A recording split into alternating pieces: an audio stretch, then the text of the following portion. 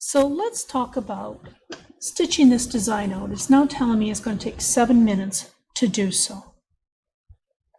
Now let's get out of here and let's go into our stitching. Let's talk about some of these other icons. A basting box. This is essential if you're using any type of topping or applique. It will baste a box around your applique fabric or your topping stabilizer so that you don't have to tape it down. It gives you better control of your fabric. And I highly recommend that people always add a basting box to any applique freestanding lace. You just have better control over the fabric that lays on top of your embroidery.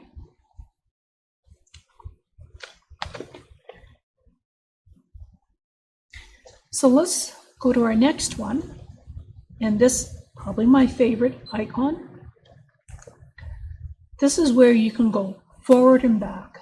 So right now it's going to stitch out the basting box, and I'm using my top knob, and you can see my counter is going up. It's actually stitching it out. So say my thread breaks, which does happen, I would go into the stitch, and then I can go back. So I'm just turning the top knob to the counterclockwise, and I always like to go back 10 stitches. Now I've rethreaded my machine, I'm ready to go. You will find that these two knobs are essential in fixing your embroidery. We all have needle breaks, bobbin runs out. So again, you're going into here. Now if I use the bottom one, it's actually going up what I call by sections. So it's jumping in sections. So if you need to go fair ways back, sometimes using the bottom dial is far better than doing it individually, which will take you longer. So let's go to this icon here.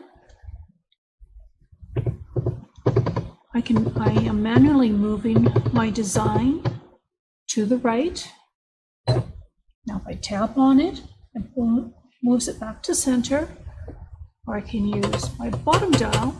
I'm moving it up or down.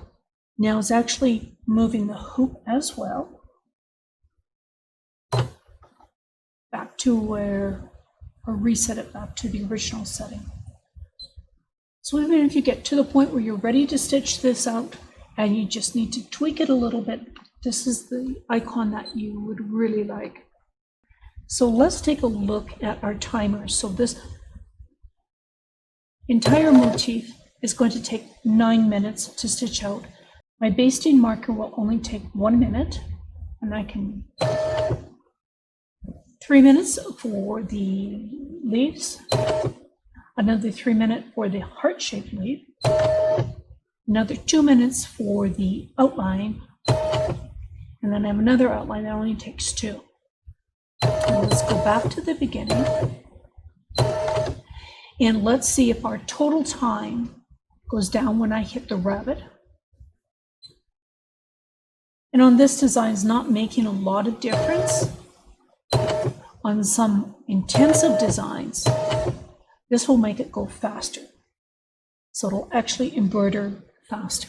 So the more intense the design, it would be best to hit the rabbit to get it to go faster. So the bottom icon with the threads on it are going to group together your colors. So if I wanted to do all my browns first and then come back and do the reds, I can group this together. So it's grouping the basting, which is fine because you take that out. And then it's doing this, the leaves, and then the heart-shaped leaf together. It's going to group it together. So it's more efficient with your time. The last thing I want to talk about is the little palette. It shows me that I have 4 colors in here. Now, this machine is set up to do isocord, But of course you can change that to be whatever thread brand you are comfortable with. Now if I hit the little recycle mark in here, I can now arrow over King Star, Madeira, and it's all alphabetical.